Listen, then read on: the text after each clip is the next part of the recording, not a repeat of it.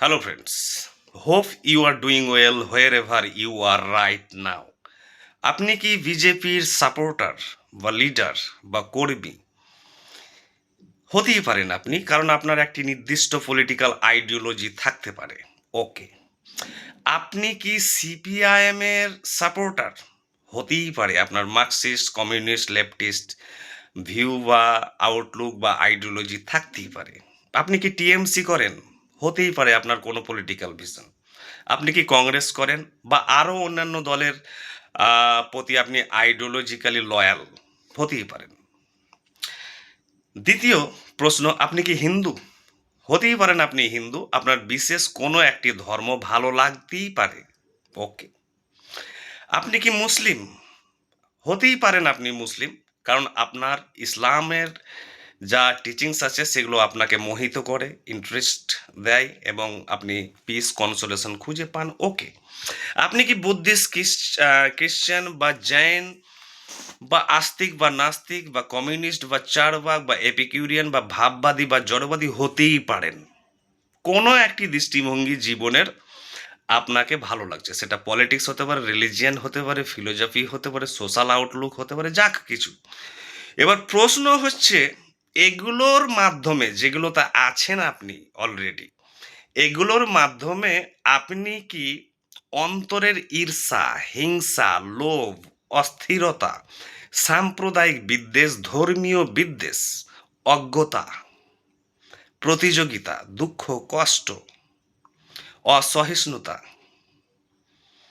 দুশ্চিন্তা, সর্বদা ভয়, মৃত্যু ভয় থেকে, পরিবারের ভয় থেকে, কুৎসার ভয়, নিন্দার ভয়, হতাশার ভয়, সম্পত্তি হারানোর ভয়, হাজারো ভয়, বেকারত্বের ভয়, এগুলোকে কি জয় করতে পেরেছেন? এগুলোর কারাগার থেকে আপনি বের হতে পেরেছেন বিজেপির সাপোর্টার বা লিডার হওয়া সত্ত্বেও, বা সিপিআইএম বা কংগ্রেস, টিএমসি বা হিন্দু, মুসলিম, খ্রিশ্চান হয়ে সারা জীবনে আপনি কি এগুলোর যে অন্ধকার কারাগারগুলো ছিল সেগুলো থেকে বেরিয়ে এসে আপনি অসীম জ্ঞানী ব্যক্তি, সৎ, নিরপেক্ষ, সাহসী হতে পেরেছেন?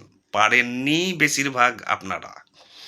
কেন পারেননি? কারণ আপনারা একটি নির্দিষ্ট দৃষ্টিভঙ্গি নিয়েই চিরকাল থেকে গিয়েছেন প্রতিযোগিতামূলক পলিটিক্সে, প্রতিযোগিতামূলক ধর্মে, প্রতিযোগিতামূলক পারিবারিক জগতে বা পেশাদারি জগতে।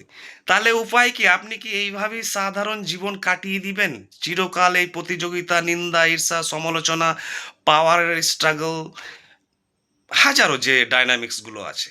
প্রশ্ন আসছে, তাহলে কেমন জীবন কাটাবো, যে জীবন কাটালে আমার মৃত্যু ভয় শূন্য হয়ে যাবে, আমার ঈর্ষা, হিংসা, দুশ্চিন্তা, পরিবার নিয়ে আমি ব্যাপক শান্তিতে এবং সফলভাবে সন্তুষ্টির জীবন কাটাতে পারবো? তখনই আসছে ভাইটাল প্রশ্ন, যে জীবনকে জানতে হবে, জীবন রহস্যকে জানতে হবে, এই মহাবিশ্বকে জানতে হবে।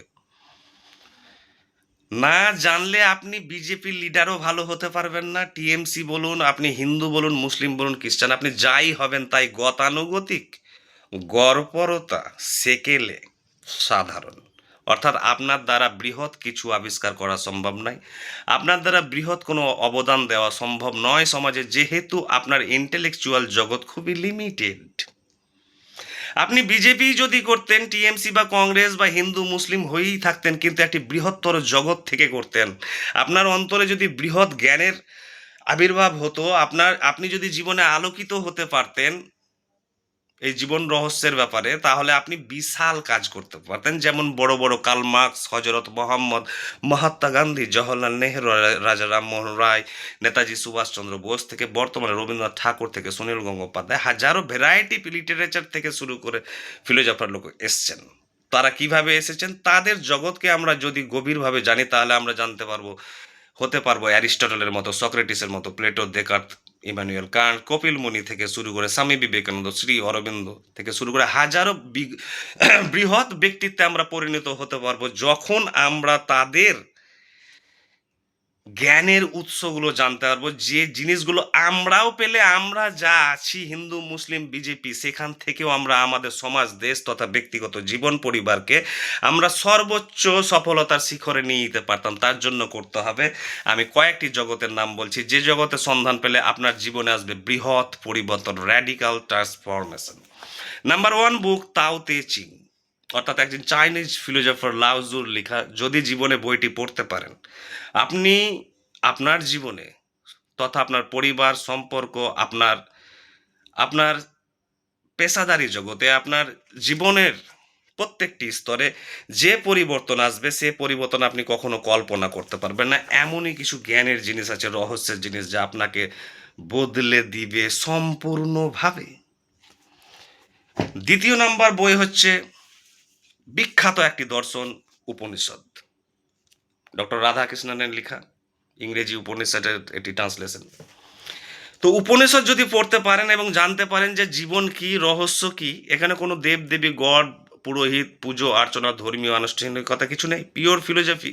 এই উপনিষদ হাজারো দার্শনিক এবং বিজ্ঞানীদেরকে যুগে যুগে কিন্তু অনুপ্রাণিত করেছে এবং বিজ্ঞান মহলে বিশাল প্রভাব ফেলেছে এই উপনিষদ।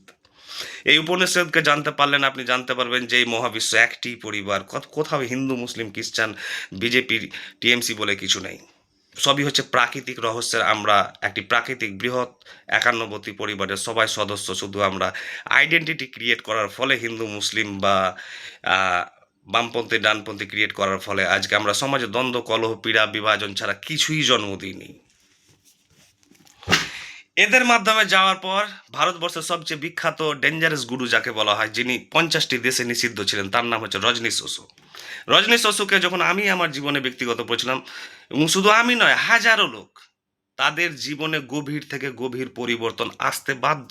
তার বই পড়ুন, the book of secret, Osho, Osho হিসেবে পরিচিত।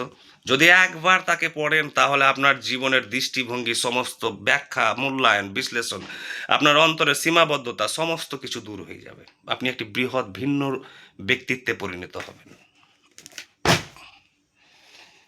নেক্সট আসছে খালিল জিবরান।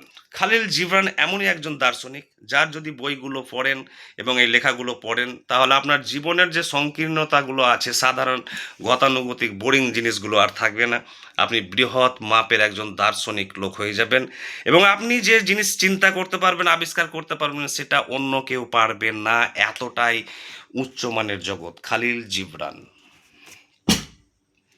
নেক্সট আছে ইন্ডিয়ান ফিলোসফি। ভারতীয় যে স্বরদর্শন আছে তার মধ্যে হচ্ছে, আমি একটি বললাম, উপনিষদ অর্থাৎ বেদান্ত দর্শন। তারপর আসছে আমার সবচেয়ে প্রিয় দর্শন হচ্ছে সাংখ্য ফিলোসফি, কপিল মুনির, অর্থাৎ পুরুষ এবং প্রকৃতি। সাংখ্য ফিলোসফি যদি জানতে পারেন তাহলে আপনি জীবনে জানলেন যে আপনি সমস্ত জ্ঞান অতিক্রম করে ফেললেন। এমনই সেখানে কিছু রহস্যের জিনিস আছে।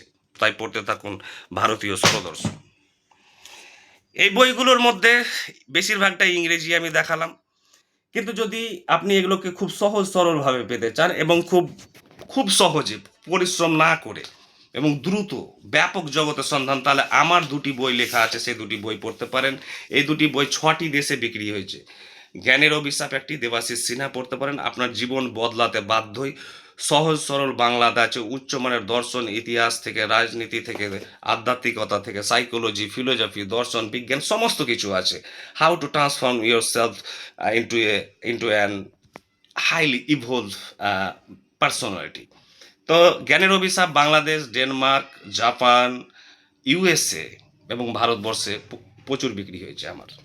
তারপরে আমার দ্বিতীয় বই হচ্ছে নীরবতা, একটি নতুন ধর্মগ্রন্থ। যুগে যুগে প্রচুর ধর্মগ্রন্থ এসেছে, কিন্তু সেই ধর্মগ্রন্থগুলো সেই সময়ের জন্য ছিল। আধুনিক যুগে আধুনিক ধর্মগ্রন্থ দরকার, এবং সেই আধুনিক ধর্মগ্রন্থ কেমন হবে তার জন্য এই নীরবতা একটি নতুন ধর্মগ্রন্থ লিখেছিলাম এবং এটি প্রচুর বিক্রি হয়েছে। এটি করতে, তার ভিতরে আমি বলবো আর একটি মাস্টার, আমার বস, আমার গুরু যাকে বলতে পারি, যে কৃষ্ণমূর্তির the first and last freedom. যদি একবার পড়েন আপনি বলবেন যে জীবনে এরকম বই পড়িনি আমি। আপনাকে শেষ করে দেবে, সাইকোলজিক্যালি, ফিলোসফিক্যালি আপনাকে একবারে ডেভাস্টেট করে দেবে। তো যে কৃষ্ণমূর্তি আমার জীবনে যে ইম্প্যাক্ট ফেলেছে তেমনটা অন্য কেউ ফেলেননি। লাস্ট বই শ্রী অরবিন্দের যে বইটি খুবই বিখ্যাত, life divine, Divya Jibon.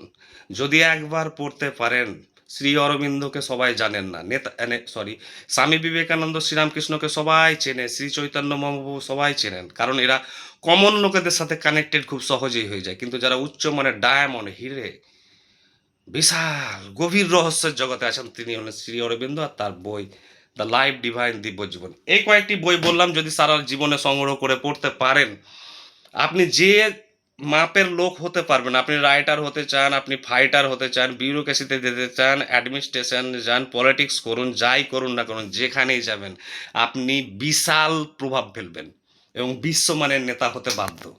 Thank you.